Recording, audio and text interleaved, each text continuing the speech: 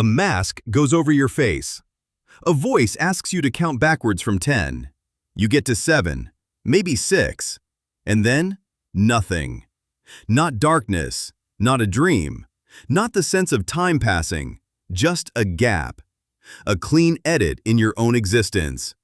Then a voice telling you it's over. Hours have vanished in what felt like no time at all. You were there, and then you simply weren't. Most people assume anesthesia is just a very deep sleep. It isn't. And here's the part almost no one tells you. We've been putting people under for nearly 180 years, on billions of human beings, and to this day, no one can fully explain how it actually works, or where you go while it does. It starts in 1846, in a crowded operating theater in Boston, when a dentist named William Morton put a patient to sleep with ether and let a surgeon cut into him, painlessly, in front of a stunned audience. That single moment made modern surgery possible, and we've been using it every day since, without a complete theory of why it works. Start with the first surprise. Anesthesia is not sleep. When you sleep, your brain stays busy. It cycles through stages, it dreams, it can be woken by a noise. Under general anesthesia, none of that happens. Emory Brown, an anesthesiologist and neuroscientist at MIT, has spent his career watching what actually happens to the brain in that state. And what he found is that the brain does not switch off. It changes its rhythm. On an EEG, the drug propofol doesn't flatten the brain. It forces it into strange, powerful, unnatural oscillations.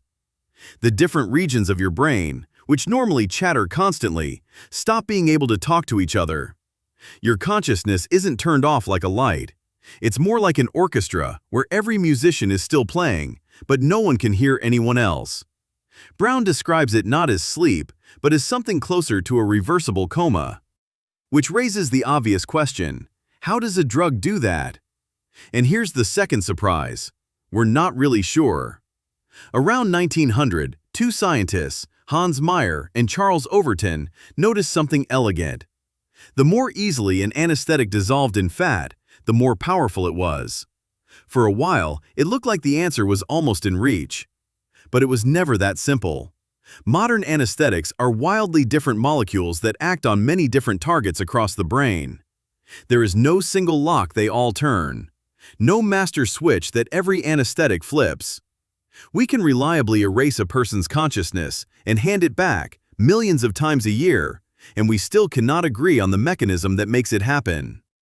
And this is where the mystery becomes something much bigger. Because if you can switch consciousness off and on, then anesthesia isn't just a medical tool. It's a laboratory for the deepest question in science.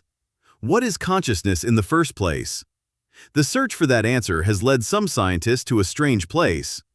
In 2024, a team led by neuroscientist Mike Wiest at Wellesley College ran an experiment that sounds like science fiction. Inside your neurons are tiny scaffolds called microtubules.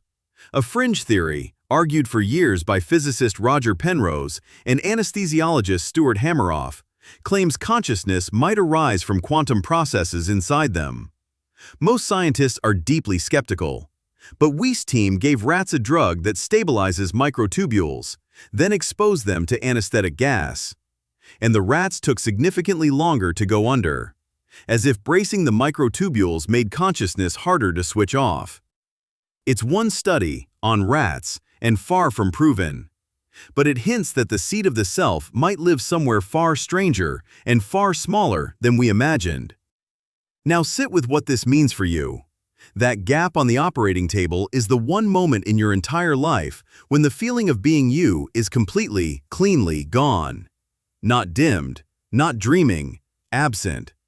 There's no boredom in it, because boredom needs a you to be bored.